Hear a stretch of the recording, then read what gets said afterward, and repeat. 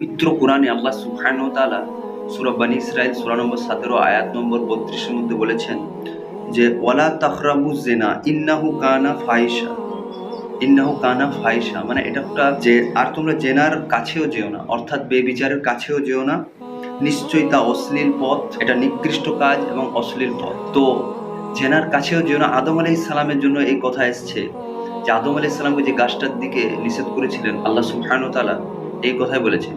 কারণ এটা এমন বিষয় যে তার কাছে গেলেই আপনাকে চুম্বকের মতো সে টেনে আপনাকে ধরবে, সেজন্য তার ধারে কাছেও যাওয়া যাবে না। মানে আপনি জেনার ধারে কাছেও যেতে পারবেন না, কারণ যে কাজটার মধ্যে আপনাকে জেনার রাস্তায় পথ নিয়ে যাবে সেটা আপনাকে প্রথম ছাড়তে হবে। আর যে ব্যক্তি এই ফান্দে পড়ে গেছে, যে নারীর ফান্দে পড়েছে, তার আর যে নারীর মধ্যে আসক্ত হয়েছে, যে নারীকে নিয়ে ব্যস্ত হয়েছে, তার দুনিয়াও শেষ এবং আখিরাতও শেষ। কারণ এটা একটা গজব।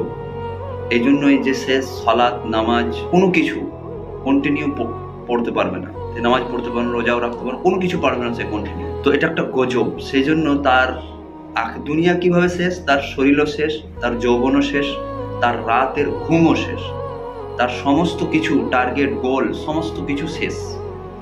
যে তার যে নারীকে নিয়ে ব্যস্ত হয়েছে, যে আসক্ত হয়ে গেছে, সেই জন্য তার ধারে কাছেও যাওয়া যাবে না। তো এটা যদি আপনি বলেন যে আমি মানে ভুলতে চাই, ছাড়তে চাই, তো আপনাকে একটি কাজ করতে হবে, সেটা হচ্ছে আপনাকে অন্য কাজে ব্যস্ত হতে হবে। না হলে আপনি যত বেশি, আমাদের হিউম্যান বডি এভাবে চলে যে আপনি যেটাকে বেশি ভুলতে খুঁজবেন সেটা আরো বেশি মনে পড়বে। সেজন্য আপনি এই প্রতিজ্ঞা নেন যে আমি অন্য কাজে ব্যস্ত থাকবো, অন্য কোন টার্গেট গোল করব, না হলে আপনি কখনো ভুলতে পারবেন না।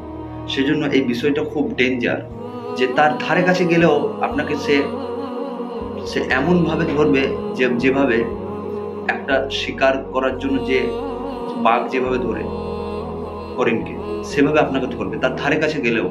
সেজন্য খুব এটা ডেঞ্জার বিষয় যে নারীর ধারে কাছেও যাওয়া যাবে।